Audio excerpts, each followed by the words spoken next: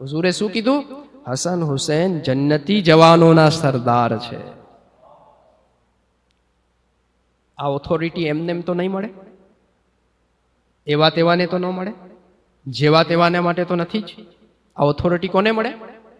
જે કાયદેસર નિયમનું પાલન કરતા હોય, જે કાયદેસર હુઝુરે પાકની કથની અને કરની ઉપર ધ્યાન રાખતા હોય, ધ્યાન દોરતા હોય, એના માટે જ કહેવામાં આવે છે. અને હુઝુરે પાક તો આલિમે મા કાન વમા યકૂન, જે થવાનું છે, જે થઈ ચૂક્યું છે, બધાના જાણકાર હતા. આ કુરાન કહે છે, આ હદીસે પાકના અંદર છે. હુઝુરે પાકને ખબર હતી 7 વર્ષનો હુસૈન આગળ વધીને પણ મારા કહેવા મુજબ જ રહેશે. હુઝુરે પાકે ઓથોરિટી આપી દીધી કે આ જન્નતી જવાનોના સરદાર છે. હવે વિચારો તમે કે જન્નતી જવાન કહેવાય કોને? જન્નતી જવાન કોને કહેવાય? જન્નતમાં જવાનો હકદાર જવાન કોણ છે? કોને જોઈને તમે કહી શકો કે આ જન્નતી જવાન છે?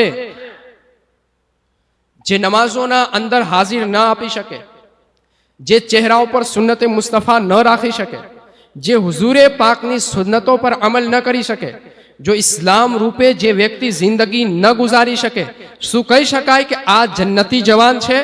નહીં.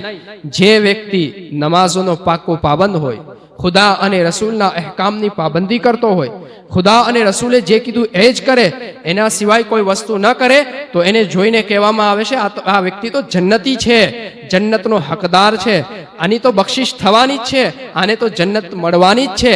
અને જે જવાન આ રીતથી જીવી જાય ને, એને કહેવાય કે આનો સરદાર હુસૈન છે.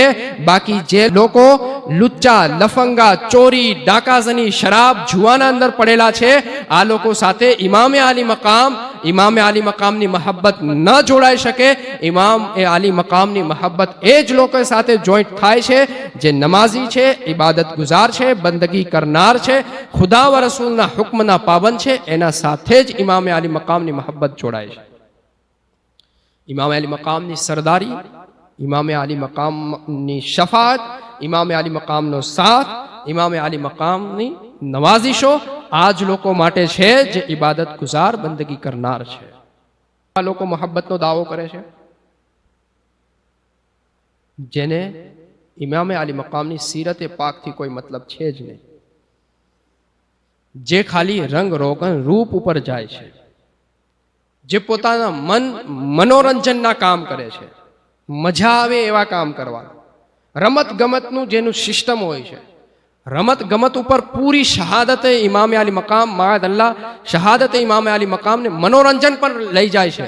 જે કામ યઝીદના અંદર હતા અને એ જ કામ આપણા અંદર હોય, યઝીદના અંદરના કામ જોઈને ઇમામે આલી મકામ પોતાની શહાદત કબૂલ કરે છે, પોતાના કુંબા, કબીલાની, ફેમિલીની શહાદત, કુટુંબની શહાદત કબૂલ કરે છે. એવા કામ હું કરીને એમ કહું કે ઇમામે આલી મકામથી મહબ્બત છે, તો શું આ સારી વાત થશે? બલ્કિ ઇમામે આલી મકામ સખ્ત નારાજ થશે. ઇમામે આલી મકામને જરા પણ પસંદ નથી કે આવા કામ થાય.